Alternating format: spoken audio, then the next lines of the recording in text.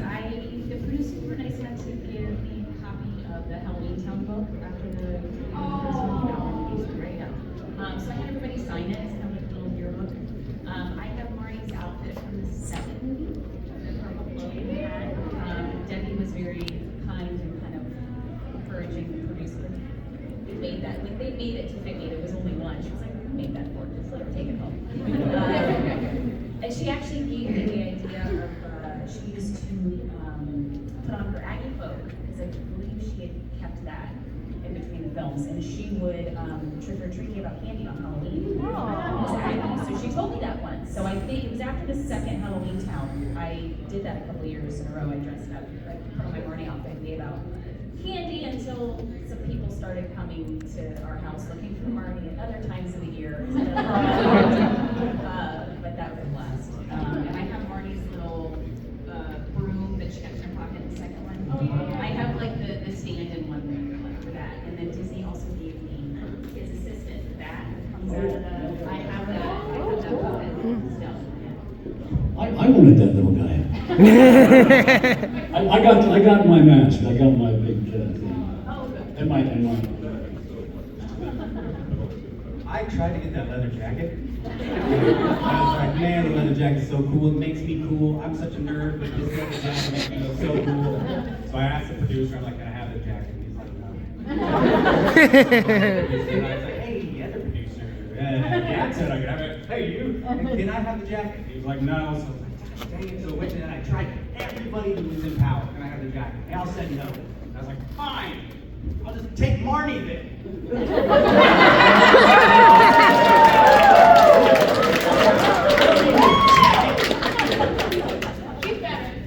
Much. Hello. Doesn't have to be Disney, but are there any other movies that kind of stay with you from your childhood, like Halloween Town was with all of ours? Well, my favorite, just watching it recently, my favorite like nostalgic childhood fall program was Your Great Pumpkin with Charlie Brown. That was always my, wait for that to come on, and then we'd be introduced on TGIF on Friday nights. But that was like the start of fall to me. So anytime I watch, Snoopy and a lot of those holiday Charlie Brown cartoons, like My folks love movies, and I have two memories. My mom took me to see The Sound of Music, and my dad took me to see Ben-Hur. And so those two are childhood memories. One of my favorite parts of doing Halloween Town was working with Betty. And the reason for that being is because I grew up watching Army of Darkness. And so when I found out that I was going to be interacting with a skeleton and fighting with a skeleton, I mean, it was really hard for me to keep a straight face and act cool, because it was just so much fun the whole time. I did my best as Bruce Campbell screaming. That was constantly on my mind during Halloween. I'd say this gentleman has a Back to the Future shirt on right there. Yeah, Back to the Future is my favorite movie, best movie of all time, Back to the Future. Maybe it's because I always considered myself as like Marty McFly, Michael J. Fox, because I was always like a tiny little scrappy guy.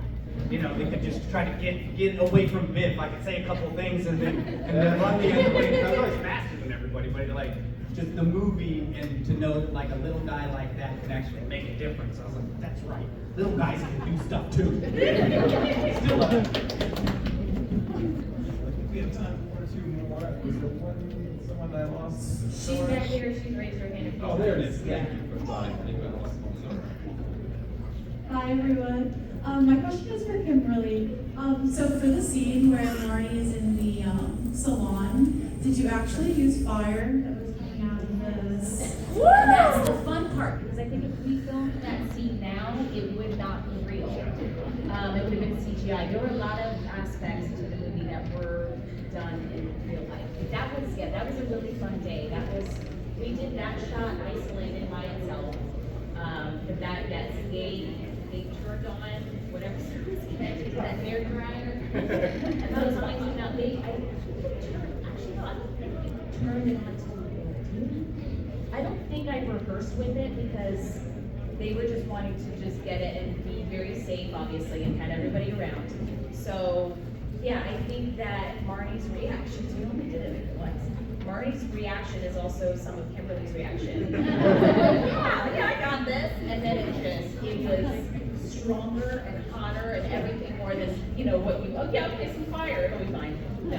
But I felt, ear bumps, badass for being able to hold it, keep together. But yeah, those were a lot of flames. I remember I had to wait for them to turn it off.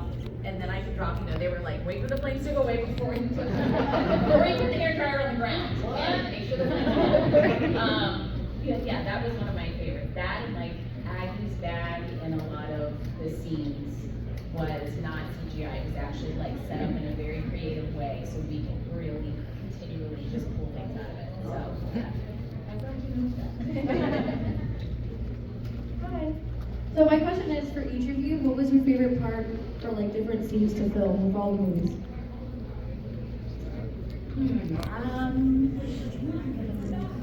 The Halloween Town High was particularly fun for Debbie and I because I was a little bit older and we got to play a little bit more of the physical comedy, just the hilarity of Aggie trying to, teach badminton and just all these, the random classes that she kept getting assigned to. So I just have good memories of really trying to find little beats with her where we could throw in some extra giggles of just we got to have a lot more fun with Marnie and Aggie's relationship by the third one. And so that, I can't remember a specific scene, but that time definitely sticks out to me. We had a lot of fun with that. Me trying to, pull the alligator out of the classroom and all that stuff. Yeah, I would have to say sort of the same thing, because by the third one, they were really giving us a lot of leeway to try stuff with our characters, and you could just sort of say, Dylan would do this, and end up doing it. There was I think there was did the basketball scene make it in? I can't remember. Was the basketball scene in Halloween Town High? Yeah, we had a scene where Debbie was coaching basketball. Yeah. And I was like, well, Dylan obviously needs one of those rewrite strips. So there got me one of those in the scene where we were building the haunted house. I said, well, Dylan would obviously be wearing a back brace here, and I got one of those. And it was just really fun to try some ad-libbing and improvisation and stuff and see what ended up making it in. Some of it actually made it in, so that was really rewarding. My favorite scene was, remember in the ice cream shop, remember where with Debbie and Kimberly and who else was, I think. Emily, I think. Yeah, Emily, Yeah. yes, Emily. And do you remember that scene? It was in the ice cream shop. What was cool was I got to be with the kids and they were just really great to work with and they were really sweet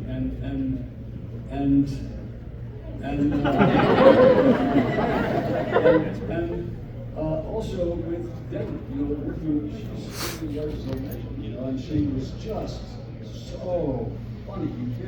You have no idea how funny she was. She was sassy and funny and sweet and generous and she was just great. It was so much fun to work with her in that scene. And generous as an actor. And one thing I remember specifically about her that I'll never forget is that she had an assistant on personal assistant with her on the set, who was kind of invisible, never really sort of noticed her. But during breaks, between the scenes or setups, sometimes we'd be filming outdoors, and sometimes there would be spectators and people watching. Debbie would walk over, and she would have her assistant have these little cards that were about that big, like little postcards, things with her picture, and she would sign the pictures and just give them out. And they just look her sitting there. It was like, wow, that's really something. At that point in her career, she had the generosity to do that to her game. She brought it. And my favorite way she would introduce herself, she would walk up and go, "Hi, Princess Leia's mom." Do you remember too in an early draft of the script, this randomly just popped into my head, when Calabar pulls the lollipop out of his ear? He originally was supposed to give it to Sophie, and Sophie was like, "Thanks," and then started eating it. And like we were like, "What?" And like everyone was like, "Well, why not?" Like, and so and then it got like rewritten, and then they tried to pop it. And we were like, "No, I think if this strange guy were to pull a lollipop out of his ear, she probably wouldn't be too kind." So yeah, I remembered that. One of my favorite scenes I got to do is probably where my face comes out of that block. Just the process that it took to get there. I had to go to the special effects guys. They put plaster all over my face because they need to make a hole in my face. Stuff straws up your nose, and you gotta sit there like in the dark with plaster all over for like an hour. It's like, okay, don't freak out. They peel it off with your face, and then they put a mold in the back, and they made like brick my face in. Like this big, and then they put it on my face. It took like an hour and a half to glue on the face, and then if I'm walking around, it's like, this whole thing. So I had to do all of the scene like that, and then afterwards, some of the cast and the crew signed on it like graffiti, like